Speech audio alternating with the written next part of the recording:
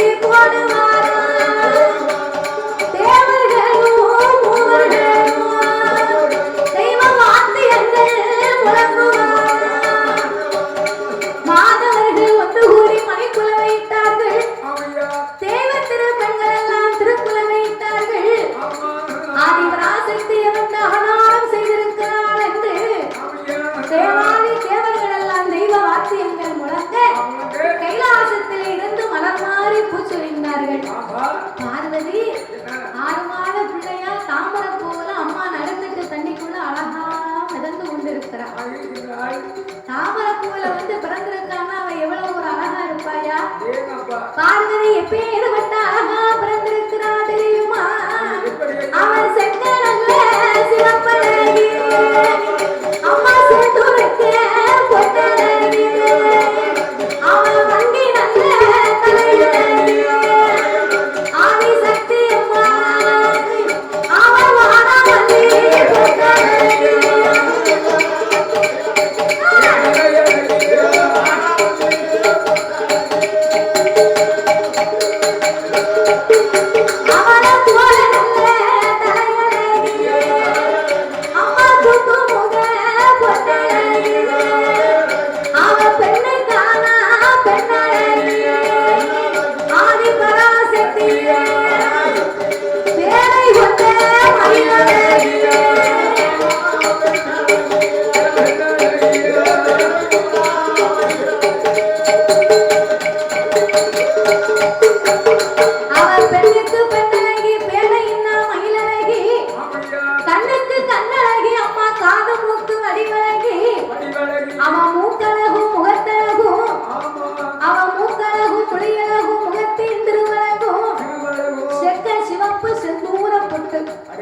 வண்டி தலையழகி வாடாமல்லி பொட்டழகி, பார்வதியை தொட்டு பொட்டு வைக்கலாம்.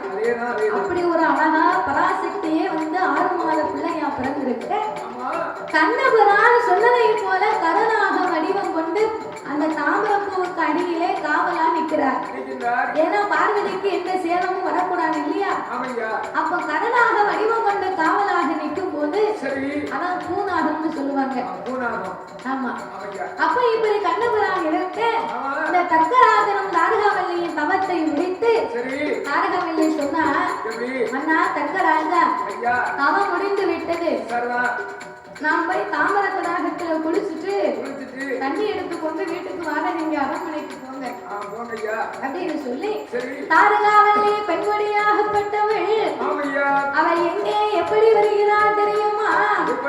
அந்த தர்க்கநதி தாரகாவல்லி, தர்க்கநதி தாரகாவல்லி தாமர தாகத்துக்கு தரக்கு நாக்கு மஞ்சளூர் இடுப்பதில குடமெடுத்து அழைத்தி நடை நடந்து ஆசார நிகழ்ச்சி அன்னம் போல நடை நடந்து அழகாக வருவான். செல்ல நடை நடந்து செல்ல நல்ல நடை நடந்து அவளை சிங்கார கைகள் வீசி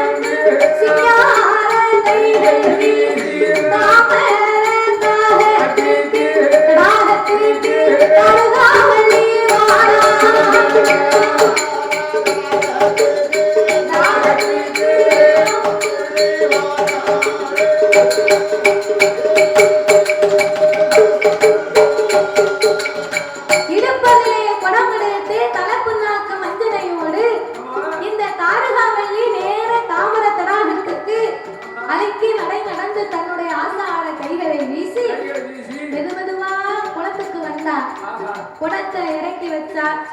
குடத்தை வச்சுட்டு குளத்திலே இறங்கி நீராடினா. கொண்டு வந்த மஞ்சளை குணமோடு பூசினா. குளித்து நீராடி குணமோடு மஞ்சளை பூசி நடந்துட்டு தண்ணிக்குள்ள பார்வதாதேவி தாமரை பூவிலே அமர்ந்திருக்கிறார். அதையெல்லாம் காண்டாதேவி பார்க்கல. குளிச்சா மஞ்சளை தேய்ச்சா குடத்தை எடுத்து தண்ணியை போதுனா இடுப்புல வச்சா வீட்டுக்கு போவோம்னு திரும்பி வாரா. வீட்டுக்கு போவோம்னு படித்துறையில காலெடுத்து வைக்க பார்வதி அங்கிருந்து பார்த்து கொண்டே இருக்கிறார். ஐயோ, நம்ம அம்மா தாரகாவள்ளி நம்மளை கொஞ்சம் கூட கவனிக்காமலா போய்கிட்டு இருக்கா. நம்ம அம்மா திரும்பி பார்க்கணும்னா நம்ம என்ன செய்ய? ஏதாவது குரல் ஓசை கொடுத்தாக்க அம்மா நம்மளை திரும்பி பார்ப்பா அப்படின்னு சொல்லி பார்வதாதேவி என்ன குரல் ஓசை கொடுத்தா தெரியுமா? வயர் வசித்ததொரு குழந்தை போல், வயர் வசித்ததொரு குழந்தை போல் வாய் திறந்து அழுவார். குடல் கொடுத்ததொரு குழந்தை போல் குவாரல்ல குவாயந்து குவாயந்து குரல் ஓசை போடுவார்.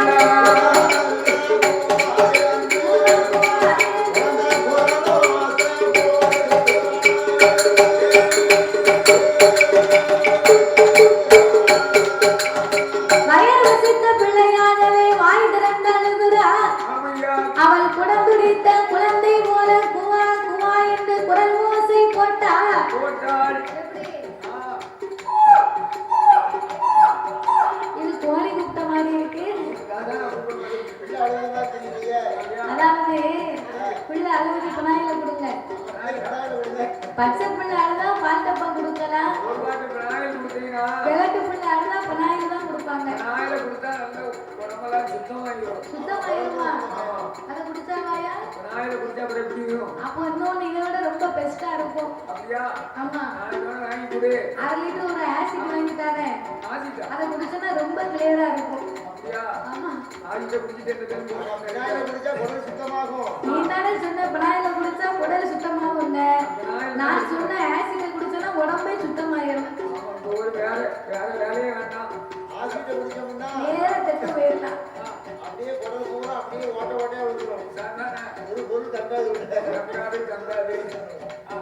அதான்யா, ஹாஸ்பிட்டலுக்கு அங்கங்க அலைய வேண்டாம், நேர தெட்டு போயிடலாம்.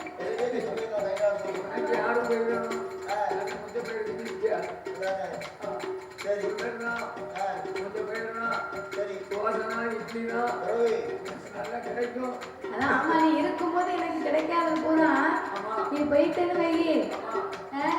ஒவ்வொரு நாளும் உன் வீட்டுல விருந்துதான் பார்த்துக்கோ. நீ சொன்ன மாதிரி ஒரு நாள் மாவு நூறு கொடுப்பாங்க, ஒரு நாள் கறிச்சோறு போடுவாங்க, ஒரு நாளைக்கு குத்தாலம் விட்டு போவாங்க, ஒரு நாளைக்கு பாவநாசம் விட்டு போவாங்க, இன்னொரு நாள் எனக்கு புது ட்ரெஸ் எடுத்து கொடுப்பாங்க. எதை எதை எங்க சாப்பிட்டாலும் அங்கதான் ருசி இருக்கும் பாத்துக்கோ.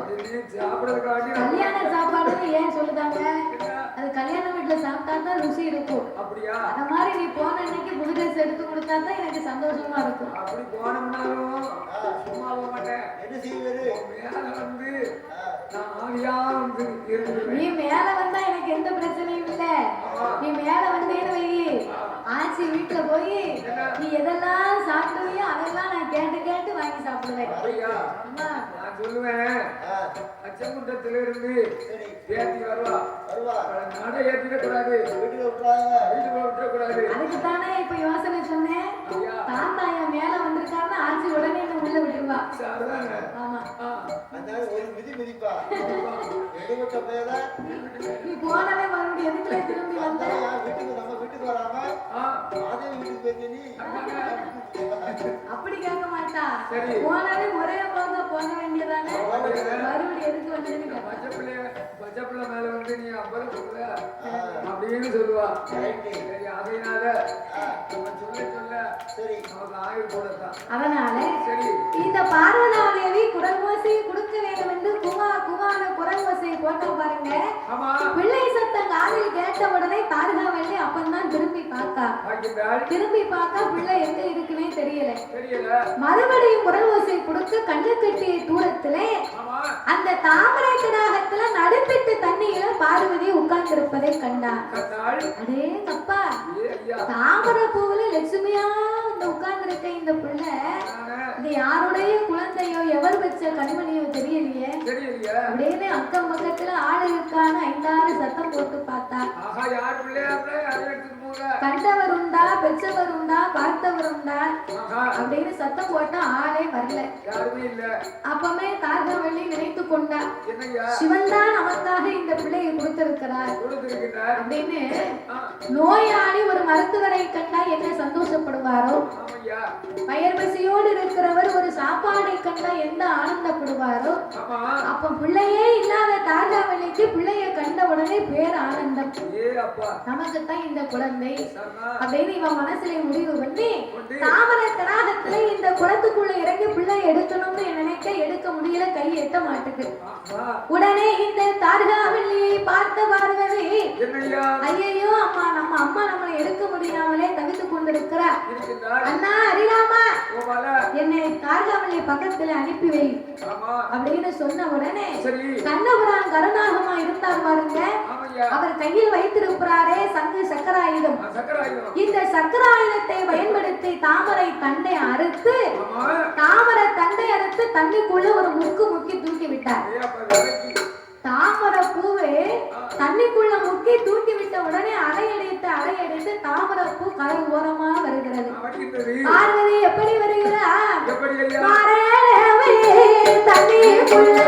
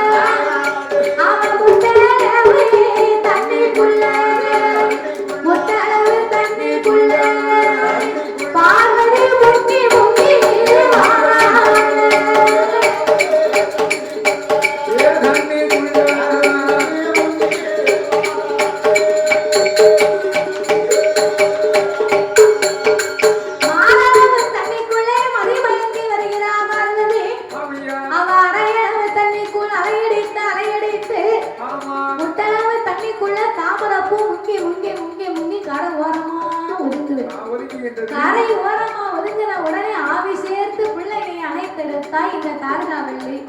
பிள்ளையை எடுத்த ஆர்வத்தோடு அவனை வாரி வெல்ல நான் எடுத்து அவன் வாரிலே முத்தமிட்டா.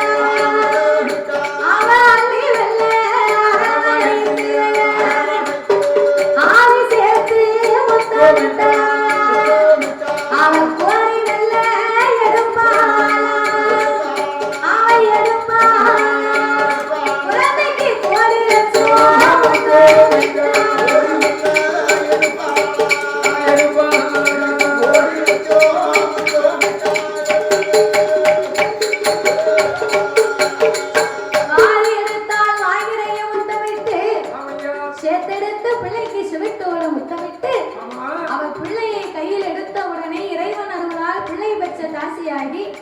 அவர் பச்சை நரம்போடி பால் நரம்பு சுரக்க பிள்ளைக்கு பால் அமிர்தம் கொடுத்தா இந்த தார்காவல்லி நேர விறுவிறுன்னு அரண்மனைக்கு வந்தார்.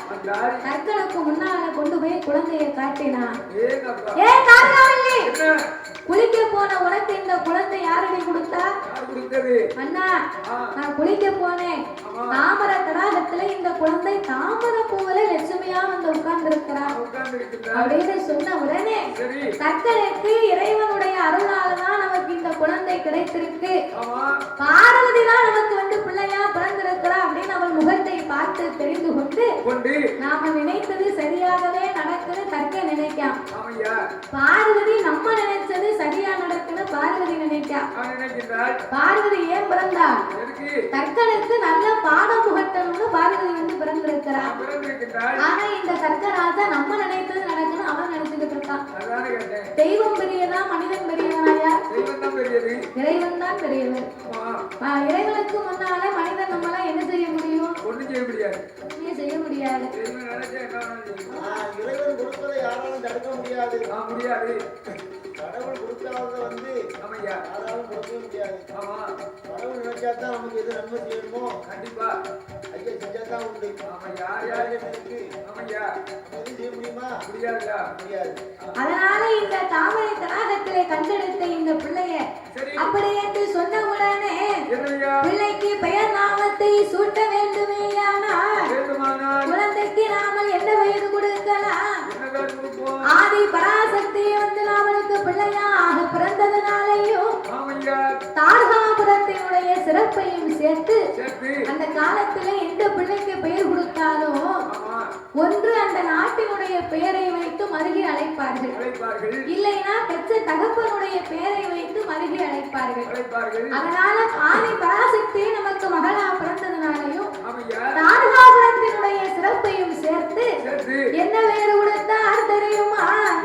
இவன் தாச்சாகினி பார்வதியா, தாச்சாகினி பார்வதியா, ஆதி பராசக்தி என்றே பெயர் கொடுத்தார்.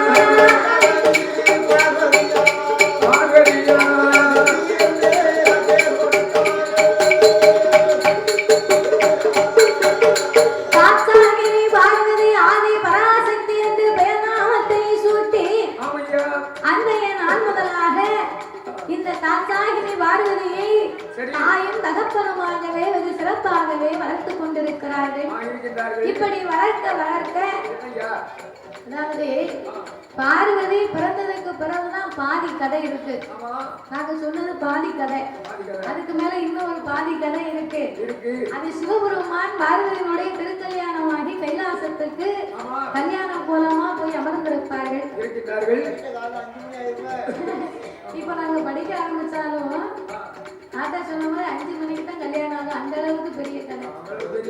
நம்ம கேட்கறதுக்கு ஆள் இருக்கணும், நீங்கெல்லாம் இருந்தா தான் படிக்க முடியும். அவங்க எல்லாம் நினைக்காங்க இந்த பிள்ளை எப்ப முடிக்கும் அப்ப சீக்கிரமா வீட்டுக்கு போகணும்னு உட்கார்ந்துருக்காங்க. அப்படி தாச்சாகினி வாழ்வதா தேவியானவள் அவதாரம் செய்து 16 வயதிலே பக்குவதி பெண்ணாக, பக்குவதி பெண்ணான உடனே பார்வதிக்கு சாஸ்திர சமுதாய சடங்கு வைத்தார்கள். 7-8 தோழியோடு பார்வதி ரொம்ப செல்வாக்கா இருக்கிறாய் இந்த தாரகாபுரத்திலே. அப்ப இவன் சடங்குக்கு வந்தவங்க பார்வதி உனக்கு எனக்குன்னு அடிபடியா பெண்ணு கேட்டாங்க. அடிபடியா பெண்ணு கேட்ட உடனே கர்க்கராஜா 56 தேசத்துக்கு அறிக்கை அனுப்பி என் பார்வதியை கல்யாணம் பண்ணவனும் ஆசைப்படுறவங்க யாரா இருந்தாலும் அரண்மனைக்கு வாங்க. ஆனா ஒண்ணு, அவ கையில மாலையை கொடுத்து நான் சுரட்டி எரிய சொல்லுவேன். யாரு கழுத்துல விழுதோ அவங்கதான் மாப்பிள்ளை, என்கிட்ட வேற எதுவும் பேசக்கூடாது அப்படின்னு இந்த தர்க்கராஜா அறிக்கை அனுப்பி பார்வதிக்கு சுயம்பரம் ஏற்பாடுகளை செய்தார். அப்ப பார்வதியும் மன பெண்ணாக அலங்கரித்து மேடையிலே தோழியர்களோடு அமர்ந்திருக்க சிவபெருமான் பார்வதிக்கு திருக்கல்யாணம் அல்லவா கொடுத்த வார்த்தை காப்பாற்றணும். பார்வதி பகவானை நினைச்சு கண்ணீரை வடிக்கிறார். என்ன கல்யாணம் பண்ண வாரேன்னு சொன்னீங்களே ஆண்டவா, எப்போ வருவீங்க அப்படின்னு கண்ணீரை வடிக்க சிவபெருமான் நம்ம அரசர் கோலத்துல இல்ல இதய கோலத்துல போனா நம்மள யாரும் உள்ள விட மாட்டாங்க. எந்த நாடு எந்த நாட்டு அரச மன்னன்னு கேட்பாங்க அப்படின்னு வேறு ஒரு சொருபம் வாங்கி யாரும் நம்ம பக்கத்திலே வரக்கூடாது, அந்த அளவுக்கு ஒரு ரூபத்தை எடுக்கணும்னு சொல்லி 90 மட்டும் சென்ற துவண்ட கிழவனாக வடிவமெடுத்து அரிசரங்கு சொரிசரங்கு அரையாப்பு தொடமால ஆலங்க அத்தி புண்ணு, புண்ணுக்கு ஒரு பூச்சி, உடம்பு பூரா புண்ணு, ஒவ்வொரு புண்ணுக்கும் ஒவ்வொரு பூச்சி இருக்கு. நின்ன இடமெல்லாம் ஐயாவுக்கு நீரால் தெரியுது. அந்த அளவுக்கு வயதான கிழவமா பண்டார வேஷம் போட்டு சிவபெருமான் பார்வதி கல்யாணத்துக்கு கோட்டைக்குள்ளே பிச்சை எடுக்கும் பண்டாரமா உள்ள வந்து உட்கார்ந்து இருக்கிறார். பார்வதி கையிலே மாலையை கொடுத்து 2 முறை போட சொன்னார்கள். இருமுறையும் சிவன் கழுத்திலே விழுந்தது. இனிமே இந்த பண்டாரம் இந்த அரண்மனையில இருக்கக்கூடாது, ஊருக்கு மேற்க ஓட்ட பிள்ளையார் கோயில் இருக்கு, அங்க கொண்டு இவனை வச்சுட்டு வாங்கயா அப்படின்னு சிவன் அங்க கொண்டு வச்சாங்க. பிள்ளையார் கோயில விநாயகர் பெருமாள் இருக்கிறார். அப்பா விநாயகர் பெருமாளே, உன் அம்மாவை கல்யாணம் பண்ணதுக்கு நீ தான் எனக்கு அனுகிரகம் பண்ணணும், அதுக்குத்தான் இன்னைக்கு இன்னும் சில பேர் சொல்லுவாங்க அப்பனுக்கே முகூர்த்த கால் நட்டின பிள்ளையடா நீ அப்படின்னு சொல்லுவாங்க. விநாயகர் பெருமாள் அன்னைக்கு அப்பாவுக்கு உதவி பண்ணியிருக்கார். அப்ப இந்த விநாயகர் பெருமாளை பார்த்து சிவபெருமான் நடக்க அரண்மனையில 3வது மாலையை பார்வதி கையில கொடுக்க கூடாது, பட்டத்து யானையை கொண்டாங்க. யானை யார் கழுத்துல மாலை போடுது அவங்களுக்கு தான் பார்வதினாங்க. ஆதிமூல கணபதி அப்பா அபாயம் கூப்பிட்டாருன்னு சொல்லி மாலையை கொண்டு வந்து நேரம் ஓட்ட பிள்ளையார் கோயிலுக்கு வந்துச்சு. சிவன் கழுத்துல மாலையை போட்டு மத்தாளத்துல தூக்கி நேர அரண்மனையில கொண்டு வந்து இறக்கியது. பார்வதிக்கு மட்டும் சிவபெருமான் காட்சி கொடுத்தார். நான் தாண்டி வந்திருக்கேன், நீ ஒண்ணும் கவலைப்படாத. பார்வதி பண்டார காலத்திலேயே 3 முறை விழுந்திருக்கேன்னு பார்வதி மனசுல என்ன நினைச்சாலாம் தெரியுமா? நாம குளிச்சதும் மஞ்சள் குளிச்சதும் என்ன கிழவனுக்கா, நாம குளிச்சதும் மஞ்சள் குளிச்சதும் என்ன கிழவனுக்கோ, என்ன ஆண்டி கிழவனுக்கோ, ஐயா மாளிகையில நான் வளர்ந்ததும் இந்த கிழவனுக்கோ, இந்த மாளிகையில நான் வளர்ந்தது இந்த கிழவனுக்கோ.